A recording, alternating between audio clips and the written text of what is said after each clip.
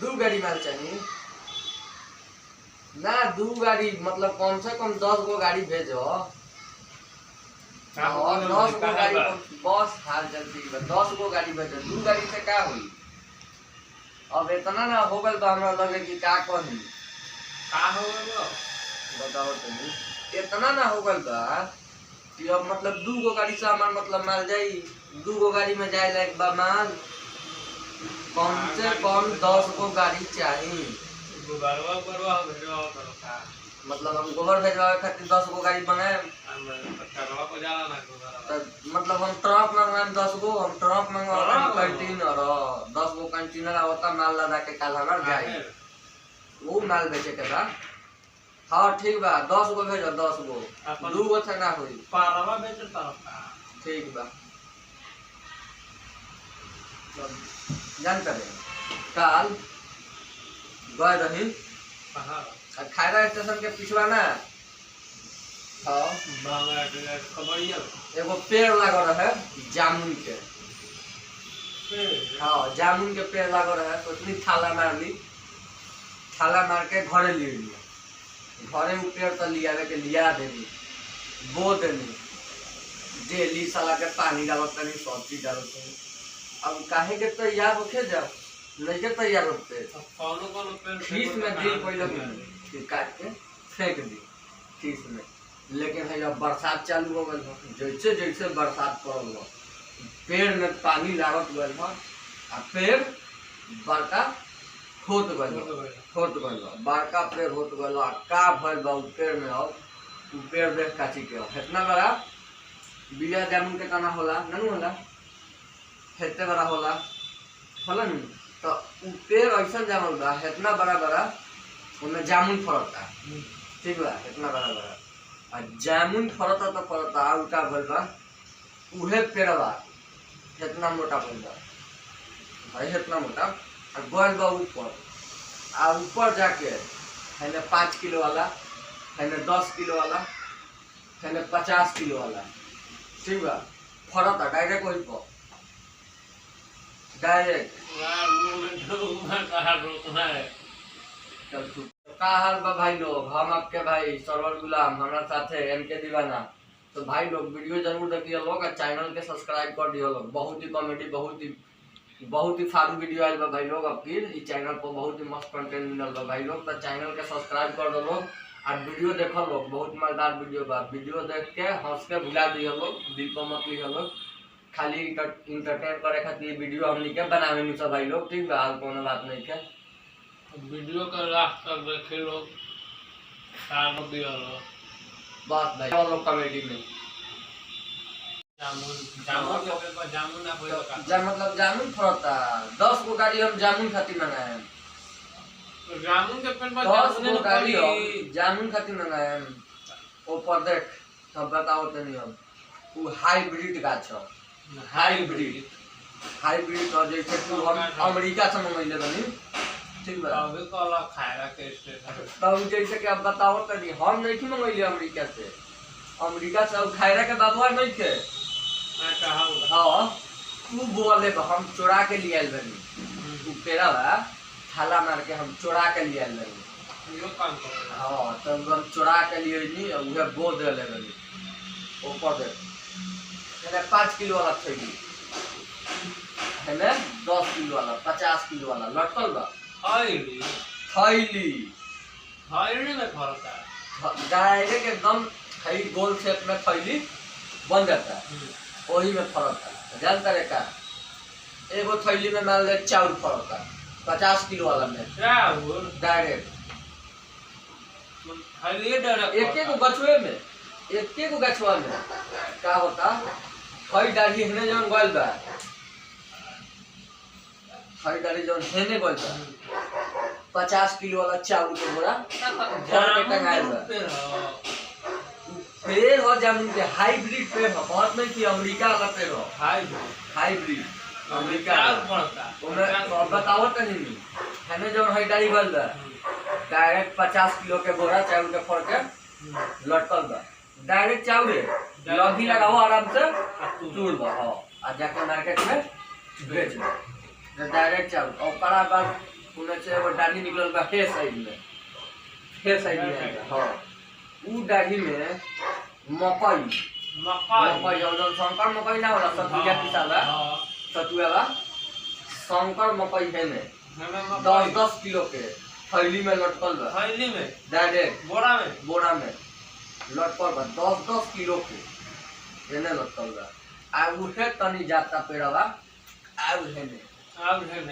मतलब अब चार तरफ के ओकर डाढ़ी है बाबा प्लस लेखा एगो हेने ओकर डाढ़ी यही बाबा फिर डाढ़ी पर जाता है फिर डाढ़ी पर नहीं हो तो आटा कम से कम 20 किलो के थैली सानल आटा सनाइले बा सानहु के नहीं के खाली लियावो लोइया करो बनावा आ रोटी बेल दो उ गछवे ऐसा हमार हाइब्रिड गाछ हेने जो डाढ़ी गल बा डायरेक्ट ने दाले फरता डायरेक्ट मूंग के मसूरी के रहरी के सब के जैसे कि आधा किलो के थैली फर जाता दाल के आधा किलो के थैली दाल के फर जाता आराम से तू उ सब्जिए के समय सब्जी खाना के गाछे हो गल बा उ हमार खाना के गाछ औसन गाछ हो गल बा में टोटल ई फरता उहे गाछवा का गल बा अब तो यहाँ मतलब इन्हें छोड़ देले बा इन्हें फरत रंग से ऊपर गल बा दुताला हो गल उहे गाछवा दुताला पर चल गल अब ऊपर गल बा ऊपर का पड़ता यानी प्याज फड़ जाता मरीचा फड़ जाता सलाद के गाछ मतलब दुताला हो गल बा एक ताला पर तो है जौन फरत नीचे फरत सब है चावल फड़ गल है मकई फड़ गल नीचे वाला में फरता आ उ छोड़ देलक नीचे अब ऊपर पहुंचल बा पेड़वा ऊपर पहुंचल बा दुताला निचला फरता अब दुताला हो गई अब उहे दुताला पर गइल बा तो दुताला पर मान लो प्याज फड़ गए मरीचा फड़ गए नींबू फड़ गए आ उहे का होता कि डायरेक्ट मुरई डाढ़वा जो एकदम सूट के जमीन में सट जाता है एगो मुरई हाँ सट जाता है वही जाए वो मुरई बैठ जाता है आ उहे मुरैया के काट देता रहता आधा में से गाजरा निकल जाता है अभी मतलब हमारा ऐसा गाछ बा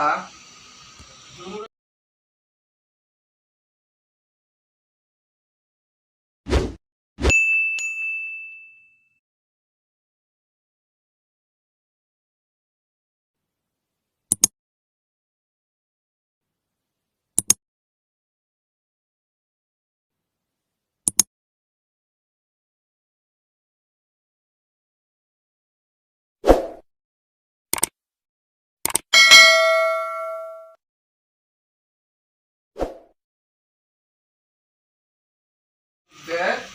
हमारा ऐसा पेड़ जानवर बा अब पेड़ से का कहते हैं कि वह पेड़ जही तही अब मान लो सब के चावल उवल खातिर धान रोपनी सोहनी करता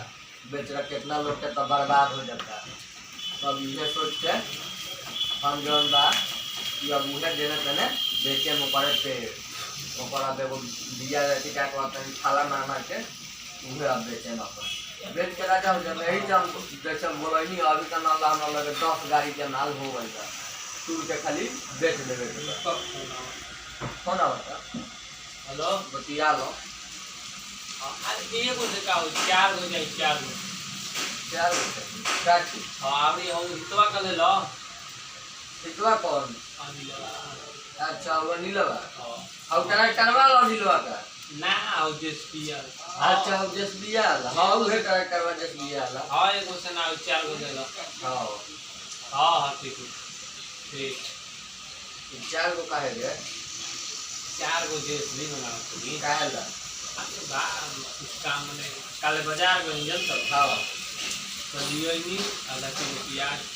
अच्छा सब्जी बनावेला चिकन बनाए मीट बनाइला हां मुर्गा है अच्छा ये आधा किलो प्याज हां तो वे एगो लइका खेलते जाके हां दलनो देखे हां हां दलनो जेमे भलसुआ रखेला कोलवा हां जेमे भलसुआ रखेला तो भैंसा खाला अच्छा गाय रखेला तो हां गाय वाला और कार दलक हां अब कुछ दिन के बाद हां पछी चल गया अच्छा प्याज देवा हां प्याज जान जाला प्याज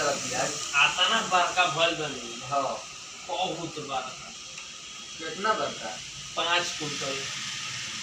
5 कुंटल के प्याज हो गल बच्चों। 5 कुंटल के है ये भैया प्याज प्याज। कहते जानले ना कोई से कि 5 कुंटल का प्याज बोल रहा। अरे हम खारत रही न हां सलाद कटाई हां इतना बड़का बन ये निकलत नहीं थे। निकलते नहीं हाथ ना मोट तो ओकर ऊपर ला पछकी बा हाथना मोट प्याज के पचकी हाथना मोट प्याज के जौन गाछ बा हां है ये मोट ओकर खेत में पछकी बा पचनी फेंक दी प्याज के गाछ में। हां ऊपर वाला जो हरियर करा फेंकेला तो उ है मतलब कि जौन हम पचनिया फेंकेला हइये मोट के पचनी फेंकता। 5 कुंटल के बाद है ये मोट नाम तो अब 5 कुंटल का प्याज तोड़ जमीन में कैसे तोरा पास चलती है जरूरत बाटे। ओकरा के खारत नहीं तो तुम ते कैसे जब हेतना मोटा हो कहर मान ले धइले बा एती अरे तो पाता तो उखाड़ कोई चले गए पांजा में उखाड़त है पांजा में हेंगो हां मतलब पांजा हेंगो धरा गए इतना एती तहना धराई जाने तो धर के कैसे तो मतलब उखाड़ दे 5 कुंटल उठा ले ना ना उखड़त रहे तो अच्छा। उन जेसीबी के फोन कोई नहीं तो मतलब कि जैसे भी मंगाओ तेरे प्याज निकालेला प्याज खाए का जेसीबी मंगाओ तो 5 कुंटल के प्याज हो गल बा 5 कुंटल और ये मोट सो इतना मोटा फोन बा। हां अब गलती से लड़का बोल देलक तो मतलब क्या है 5 कुंटल का प्याज हो जाई तो वहां होई कोनो होला रे प्याज 1 किलो को होइबे ना करला तो 5 कुंटल का प्याज हो जाई ना होई 5 कुंटल का प्याज होला। अरे तार चाउर दाल हमारा सब सलाद हाइब्रिड हो हमारा हाइब्रिड हो यहाँ का ना हो हमारा अमेरिका के हो हाइब्रिड तो हाँ। वो हमर हो तो तोर कौन ब्रीड हो हमारा तो हाइब्रिड गाछ हो सोशल ब्रीड हो ई कौन सोशल ब्रीड आ गल बड़े हमारा तो हाइब्रिड हो ई नया ब्रीड है ना सोशल ब्रीड अच्छा फेकत नहीं कर मैंने फेंकत नहीं अच्छा फेकत नहीं कर ना तो तू नहीं को फेंकत तार चावल के बोरा जाम देता दाल के हमार सब जामल बा प्याज जाम हमार देख हेने चाउल हेने शंकर मकई जैसा सतुआ पिसवा लो फिर साइड में तो आटा जाम गल सानल सानल सानल वो प्याजवा बच्चा देता मतलब प्याज तो अब ओकर डिलीवरी होता अब तक फेकत नहीं कर अब प्याज चल जल्दी भाग यहाँ से तो बहुत ज्यादा फेंक प्याज हमारा लगे तो 5 कुंटल का प्याज होई जल्दी भाग यहाँ से जल्दी 5 भाग कुंटल के बाद आज के बाद ले मत होता जल्दी भाग यहाँ से 5 कुंटल का प्याज होला हाँ। हार्ट अटैक मंगा देबो फेंक फाक के डिलीवरी भाग जल्दी यहाँ से